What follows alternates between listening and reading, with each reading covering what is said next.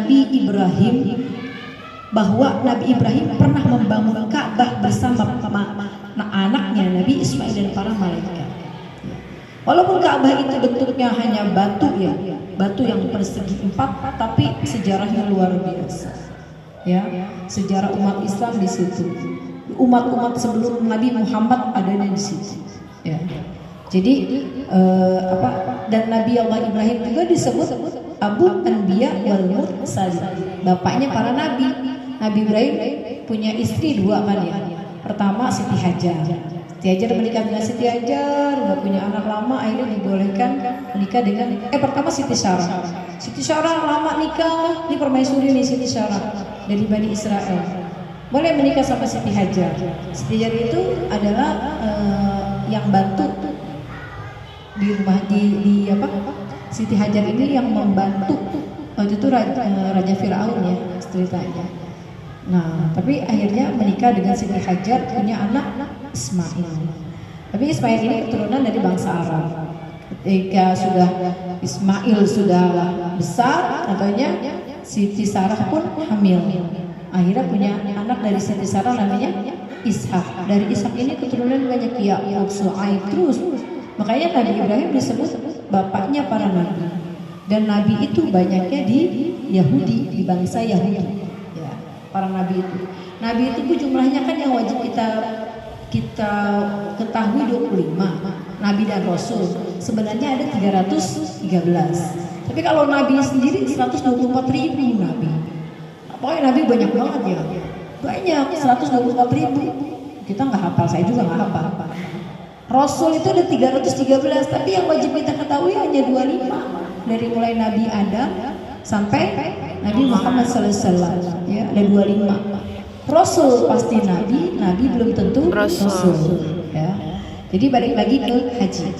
Ya, bahwa tadi pertama ihram, kemudian wukuf di padang Arafah. Itu nggak bisa tuh diwakilin, dibadalin gitu, nggak bisa. Udah pakai kain ihram, nggak bisa dibadalin. Kalau ihramnya kain ihramnya perempuan, kita seperti kita sholat ya, baju ihramnya perempuan.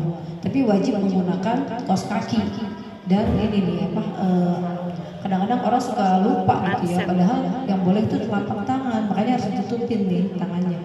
Terus kadang-kadang kita kan perlu tuh ketika kita tawaf kan melewati rukun yamani, kita kan harus bismillah ya Allah Akbar angkat. Nah kalau kita nggak pakai ini kadang-kadang kan kelihatan gini. Nah, untuk menghindari itu kita harus pakai manset gitu ya, lebih aman, pokoknya lebih aman lah. Karena kan di sana nggak tiap hari. Kita kalau sholat di sana belasan ribu pahalanya, sayang-sayang kan ya. Kalau kita sholat dengan sia-sia, dengan asal-asalan syarat rukunnya gitu. Kemudian niat ihram, kemudian tawaf, wukuf, tawaf, sa'i, kemudian sa'i, kemudian terakhir mencukur rambut, tahallul dan tertib. Itu rukunnya. Kalau itu ditinggalkan, maka hajinya tidak sah. Artinya harus ngulang lagi. Tahun depan boro-boro, tahun depannya sekarang di Indonesia harus 30 tahun ya. Orang karim, anak kita lahir udah daftar. Gimana tuh ya kan? Tapi Allah Maha Pemurah, Allah Maha Rahim, Rahman, Rahim. Makanya gini, al-hajju waftullah. In sa'alu uqtu. Ini hadis Rasul. Wa in unfiku yunfiku alaihim wa in ughfiru yaghfiru lahum. Haji itu para hujjaj, al-hujjaj wal umar waftullah. Orang yang berhaji dan umrah itu adalah tamu-tamu Allah. Tamu istimewanya Allah. Karena kita baik ke Baitullah, ke rumah Allah. Ya, ke rumah Allah. Jadi karena tamu Allah, Allah akan mengistimewakan kita. Insa'alu uqtu. Kalau kamu mau minta apa aja di sana pasti diijabah. Ya, diijabah, minta apa aja diijabah. Insa'alu uqtu. Wa in ughfiru yaghfiru alaihim. Kalau kamu minta ampun sama Allah di sana pasti diampuni. Wa in unfiku yunfiku. Harta, duit yang udah kita keluarin buat daftar ya haji, buat beli kebutuhan haji, ya, buat naruh di rumah yang kita tinggalin, buat nyimpen buat oleh-oleh mungkin ya, mungkin kan namanya kita berangkat. Kemudian buat ratib segala macam itu akan diganti. Unfiku alaihi, itu janji Allah, diganti sama Allah. Hanya nggak usah takut. Ya Allah, haji mahal banget ya, sekarang udah kita setor 25 juta ditambah jadi sekitar 60 juta, 25, 60 dikurang 25, sekitar 40 jutaan lagi deh kita, 35 juta itu yang buat biaya haji doang. Belum nanti kita di rumah ini berapa, usah nggak hitung-hitung ya, usah gitu-gitu ya, udah ntar insya Allah ada gitu, ada insya Allah ada, ya pasti diganti oleh Allah, yakin, karena itu sudah hadis Rasulullah. Ketika kita di sana pun akan dijamin oleh Allah, kita nggak akan ngerasa kelaparan, nggak akan ngerasa kekurangan. Makanya niatnya sebelum haji itu ada 3 istitoah, harus duitnya ada, ya, duitnya mah dari mana aja, sumbernya maksudnya nanti dari mana nih, dari Allah. Mau ada yang hajiin ya, mau ada yang umrohin, pokoknya itu dari Allah datangnya.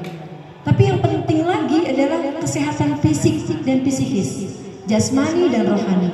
Bersihkan hati dari sifat hasad dan dengki. Niatnya buat haji ibadah.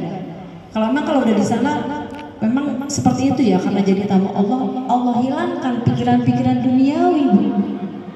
Gak ingat apa-apa, ingatnya ibadah aja ya. Ingatnya ibadah, maunya maksudnya setiap 5 waktu sholat di Masjidil Haram, nggak ada sedikit pun kepengen macem-macem. Habis pulang dari masjid pengen cuma makan dan kembali lagi ke masjid, itu aja. Karena memang di setnya lingkungannya pun itu, nggak ada lingkungan buat ngobrol sana sini, nggak ada ruang ya, nggak ada kesempatan buat main-main, buat pergi, buat healing, buat apa ya? Kalau belajar mungkin ada kali godaan, tapi fokusnya karena kan kita di sana nggak seumur hidup, kan kita di sana waktunya tertentu, ya. Jadi memanfaatkan banget. Apalagi yang nggak pernah gitu ya, maksudnya yang belum pernah pasti dikasih kesempatan sama Allah, jadi tamu Allah, umroh misalnya, umroh walaupun 7 hari kan perjalanan sehari jadi 9 hari. 3 hari di Madinah, 4 hari di Mekah, itu pasti fokusnya 4 hari itu akan semaksimal mungkin. Apalagi umrah pertama gitu ya. Umrah pertama baru kali itu melihat Ka'bah, pastinya berderai-derai air matanya dengan keharuan, dengan ya Allah gitu, kok nggak nyangka sampai di sini. Terus-terusan begitu semangatnya untuk beribadah ke sana. Memandang Ka'bah, berpahalanya melimpah, rahmatnya Allah turun. Terus sholat di sana sambil tawaf mengelilingi Ka'bah. Pastinya ketika melakukan tawaf wada pun akan menangis, kapan kami akan kembali lagi ya Allah. Mungkin kalau ibu-ibu yang sudah merasakan umroh kepengen kembali lagi ya, kepengen kembali lagi. Mengapa ada efek kayak magnet gitu ya, magnet. Pun siapapun akan merasakan seperti itu. Efek magnet yang menginginkan kita balik lagi ke sana, balik lagi. Bukan berarti orang yang bolak-balik umroh itu enak banget ya, umrohnya bolak-balik kayak dia